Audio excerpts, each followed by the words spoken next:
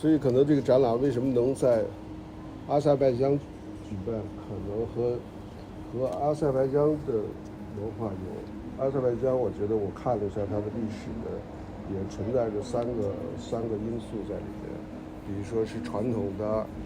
还有来自社会主义的观念，还有这个资本主义。在疫情的时候，大家那时候都戴口罩是什么？当然这是一个被迫的一个行为，但是我发现在这样的一个情况下，我觉得，在任何一个社会、家庭每一个人也好，他们有很多的行为是通过花卉、通过美好的事物、美丽的衣服来掩饰自己。之所以当时画这个花儿在脸上呢，我觉得这个植物，这个花的植物呢，也相当于植物的笑，所以通过这样画在这个历史的这个过去的这个照片里面呢，我觉得大家会被这个花儿的美丽所吸引，而忘记了过去的历史的这个。用的是一个大概70年代的一个就是老照片吧。这个老照片里反映的是这个同学的关系，或者是这个一个单位的他们集体拍的一个照片。这是我画的那个我夫人。这个花是这么选择的，就是通常在画这个画的时候，不是从一种这种理性的判断去完成的。比如说，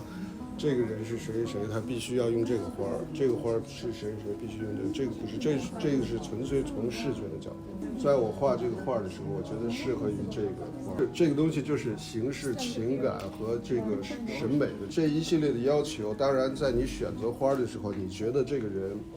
在你心目当中是什么样的一种感觉？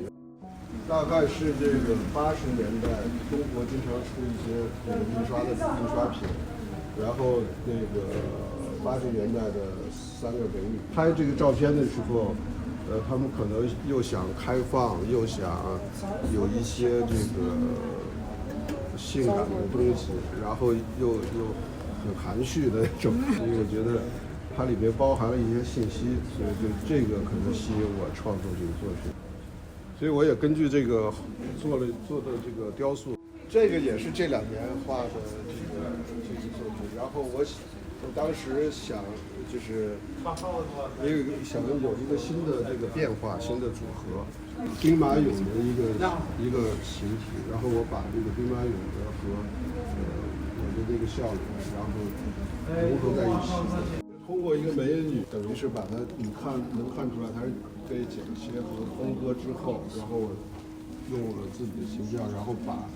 只是留下了它的一个结构。那个美女已经变成一种抽象的过去了。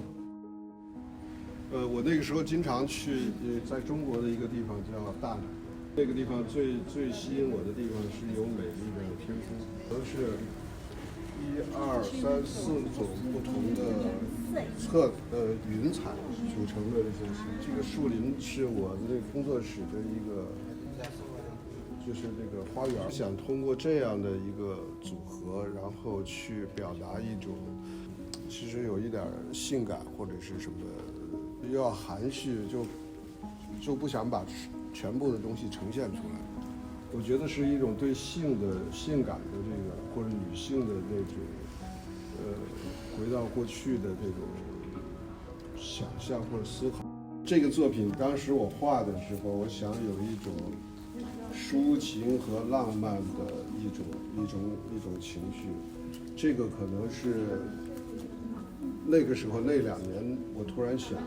是想要表达的一种情绪和一种感觉。所以都用了那种很漂亮的颜色，然后表面也比较光滑，用这样的一种方式。然后实际上这个名字和这个具体的这个人物和那个将要远去的那些东西，形成一种似是而非的、不具体的有一种荒诞的一种感觉。远的地方又不像建筑，又不是一个石头，又是就是一个很固化的，好像很坚硬的这个一个东西吧，一句话叫生的伟大，死的光荣，在歌颂英雄人或评价英雄人物的时候，所以我把那个名称借用过来，就是来用这样的一个名称来述说一个人的人生，希望这个人一直从生到死都要一直笑着。因为你过了很好的一生，所以我的绘画的手法是比较写实的手法，所以也可以说是一种现实主义的就是很多的作品都是很情绪化的，就是现在的这种就说绘画里面作品里面有寓意性的或者是有寓意性的象征性的一些东西，可能都特别私人化。确实我最早画这个我自己形象的时候是从波普的观念出来的，就是希望它无所不在，然后同时可以通过绘画的方式塑造成一个偶像式的形象。